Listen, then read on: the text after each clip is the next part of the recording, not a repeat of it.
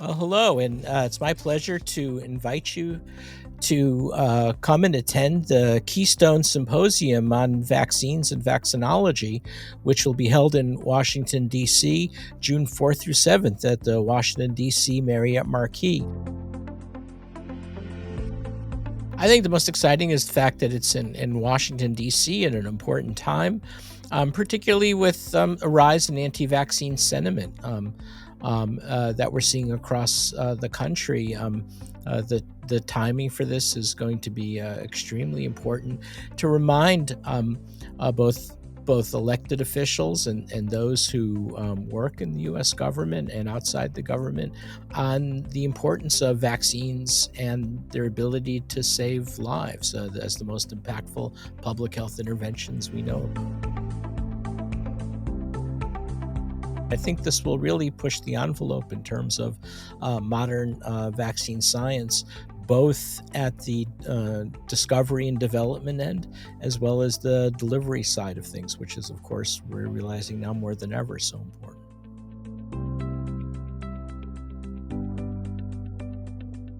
One of the most common questions I'm asked now, whether it's on TV or in front of audiences, literally the question is, "Hey, doc, what the heck is going on?" That's the question. Okay, and then you say, "Okay, what are you really trying to ask?" And then you realize it's, why do we have this regular cadence of pandemic threats, beginning with the original SARS in 2002 that rose through zoonotic spillover. Then we had, of course, Middle Eastern respiratory syndrome and another coronavirus infection, now SARS-2, otherwise known as COVID-19. We've had two major Ebola epidemics, almost pandemics, coming out of West Africa in 2014, hitting the U.S. in Dallas, and then 2019 in Congo. And then we've got this thing called H5N1 now that's accelerating across poultry and cows, and now spilling over to people in the United States in 2024.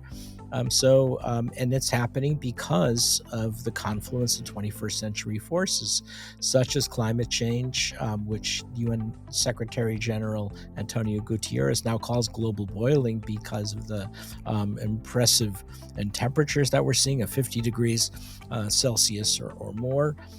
We're also we have these mega cities now forming, these large urban clusters. And for the first time, more of the U.S. population lives in urban environments than rural environments. And how are we going to manage all of these pandemic threats? And by the way, the other thing that's going on the Gulf Coast is rise in mosquito-transmitted virus infections, and such as dengue or chikungunya or Zika. The possibility of yellow fever could return, malaria in South Texas, South Florida. And we're going to need new vaccines for a number of these conditions. And so these are the big picture vaccines that we're going to be talking about at this conference.